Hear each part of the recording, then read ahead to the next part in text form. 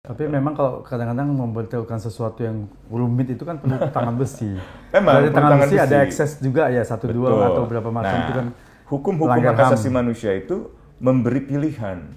Hukum-hukum hak asasi manusia itu memberikan semacam, kalau Anda ingin memberi pembatasan, misalnya pada orang-orang untuk bergerak, atau orang untuk apapun gitu, masih dibolehkan.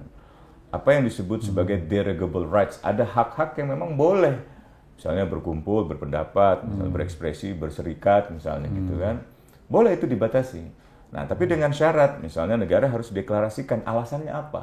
Misalnya, masa COVID, ingat kan? Iya.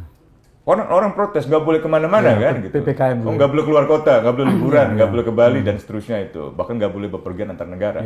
Tapi itu dibenarkan di dalam suatu kedaruratan. Jadi ada public emergency, ada state of emergency yang dideklarasikan oleh negara. Situasi genting. Demi kepentingan kesehatan nasional, misalnya, atau demi kesehatan bersama. Demikian pula dalam situasi-situasi lain, demi kepentingan umum, demi keamanan nasional, itu bisa. Asal dideklarasikan dan diberi batas waktu. Jangan selamanya. Oh iya, selamanya bisa beresis. Selama saya berkuasa, nggak boleh bisa itu kan nggak bisa itu. Nah, jadi alasannya harus legitimate.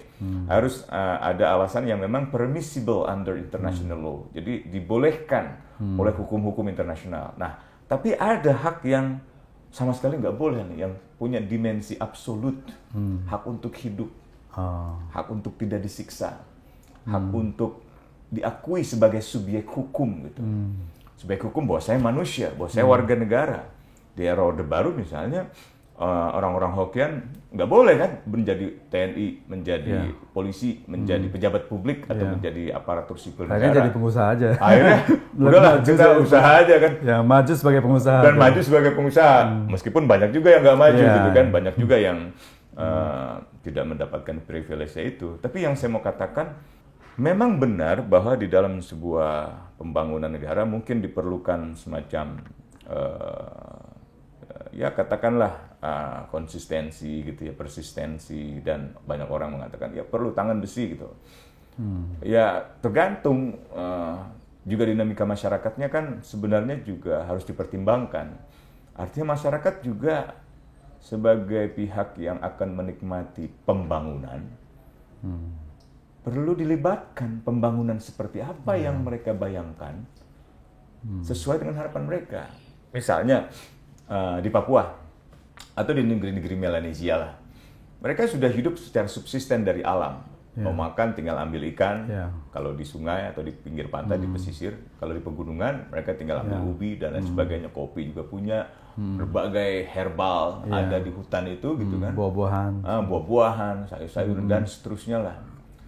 Lalu datang pemerintah kota, pemerintah ibu kota gitu kan, pemerintah pusat gitu, ingin membawa pembangunan juga demi kesejahteraan. Nah, apa itu nikel misalnya yang terbaru itu? Di mana? Di Raja Ampat. Nah, itu kan bertabrakan dengan pola kehidupan masyarakat di sana, yang sebenarnya bukan miskin, mereka hidup secara sederhana, secara bersahaja. Dan itulah hidupnya mereka. Dan itulah hidupnya mereka. Yang perlu diukur itu kan kebahagiaan. Banyak negara-negara maju ekonominya, pertumbuhan ekonominya, tapi dari segi indeks kebahagiaannya rendah misalnya gitu. Orang perlu bukan hanya economic welfare, tapi juga social welfare, kesentosaan itu. Di dalam bahasa diksi Indonesia itu bukan hanya kesejahteraan ekonomi, tapi juga kesentosaan, ketenangan batin, jiwa itu kan. Nah makanya mahal kalau ada tempat-tempat yang masih asri gitu, kayak di Banten itu masyarakat yang dikenal sebagai masyarakat Baduy, atau masyarakat yang khususnya ya di Bali juga ada satu desa yang asri itu kan.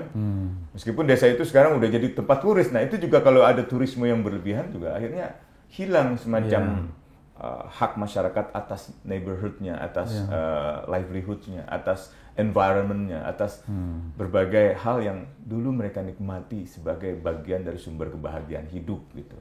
Bayangkan kalau Raja Ampat hancur dengan nikel, hilang potensi pariwisata, hilang itu keindahan bawah lautnya itu. Demikian pula, ya nggak usah bicara Freeport lah, udah puluhan tahun dieksploitasi dari gunung jadi lembah ibaratnya. Ribuan meter ke bawah. Iya. Dan apa hasilnya? Apakah sejahtera orang-orang Ambon Bay? Enggak kelihatan. Ada satu dua aja. Tapi kan ukuran perkembangan sebuah bangsa, kemajuan sebuah bangsa, nggak bisa diukur pada kemajuan satu dua orang. 2 pekan lalu saya ada diskusi di Kompas TV dengan Mas Budi Mantanurejo. Ada narasumber mengatakan, ya kalau tidak ada reformasi kan maju. Kalau tidak maju, tidak mungkin. Misalnya saya menduduki jabatan ini. Loh, saya bilang, ukurannya bukan apakah kita sebagai aktor-aktor reformasi itu menduduki jabatan-jabatan. Bukan itu tujuan kita dulu. Tujuan kita value-nya, nilai-nilainya. Bahwa dalam kehidupan kita tidak ada korupsi, tidak ada kolusi, tidak ada pelanggaran hak asasi manusia, tidak ada pemerintahan yang terlalu terpusat. Gitu kan di masa lalu sangat terpusat dan sekarang mulai kembali terpusat. Nikel yang ada di Raja Ampat kan sebenarnya milik ulayat, tanah adat, dan dalam sejarah jauh sebelum Indonesia ada, masyarakat adat sudah memiliki hukumnya sendiri. Hukum-hukum ulayat, tanah-tanah ulayat itu sudah ada pengaturannya sendiri. Kalau nggak salah KUHP kita yang baru yang berlaku tahun depan Januari 2026 kan juga mengadopsi hukum adat itu. Tapi banyak benturannya dengan aturan lain tentang investasi, tentang omnibus, tentang hutan, tentang lingkungan, itu banyak tabrakannya. Kalau kita lihat dari konstitusinya jelas itu pengakuan atas hak masyarakat adat dan hukum-hukumnya. Hukum-hukum dalam undang-undang agraria itu juga jelas. Dalam undang-undang hak asasi manusia jelas sekali. Undang-undang Otsus bahkan memberikan semacam kewenangan penuh kepada Majelis Rakyat Papua sebagai representasi kultural untuk menentukan apakah sumber daya alam di sana boleh dieksploitasi atau tidak. Tapi itu kan diabaikan oleh pemerintah pusat. Nah, terus pembangunan apa yang kita bayangkan? Pembangunan untuk para pelaku usaha di Jakarta. Saya nggak menentang dunia usaha, tapi kalau hanya untuk keuntungan diri sendiri, kekayaan diri sendiri, golongan sendiri, bukan itu tujuan kita mau membangun Indonesia. Jadi maksudnya Pak Usman, pembangunan itu harus menyesuaikan dengan kebudayaan setempat ya? Dengan kebudayaan, dengan nilai-nilai setempat, dengan kehidupan masyarakat setempat. Di Jawa, nggak usah jauh-jauh ke Papua. Di Jawa misalnya di Kendeng, Pegunungan Kendeng itu kan pegunungan yang sebenarnya subur. Kenapa subur? Karena di bawahnya ada sungai Watu Putih, ada banyak sumber mata air. Pemerintah lihat, ini punya potensi untuk dijadikan semen. Tambang semen untuk kars misalnya gitu. Ya harus diajak konsultasi dengan masyarakatnya. Masyarakatnya harus didengarkan. Kan ada 3 kewajiban bagi pemerintah untuk mengelola pembangunan semacam itu. Berlaku untuk Papua, tambang emas di Papua, batu bara di Kalimantan, nikel di Raja Ampat, atau tambang kars semen di Kendeng. Pertama, duty to inform.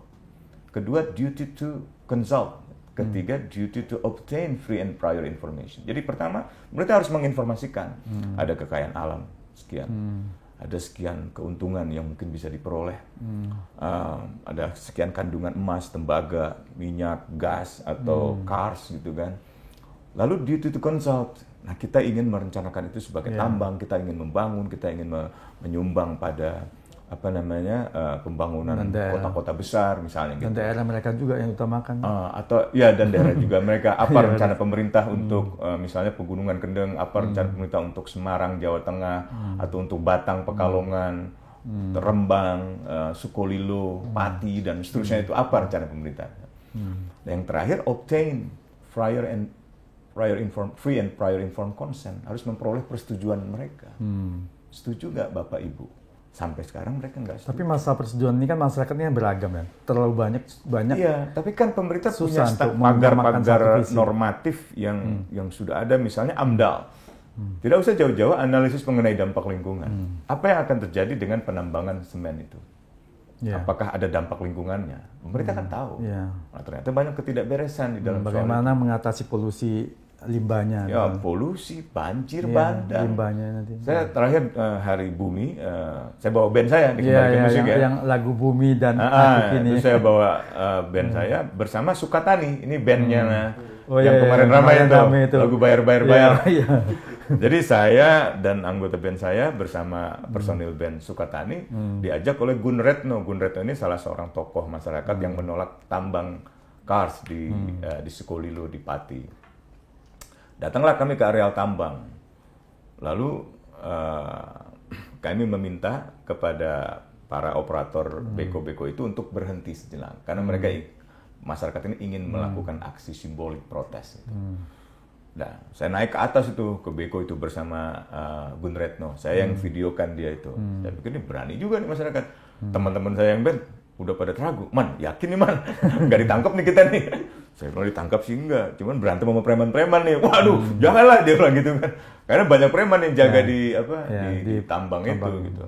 Udah kami protes, kami bentangkan spanduk gitu. Spanduknya diambil dari nama band Sukatani.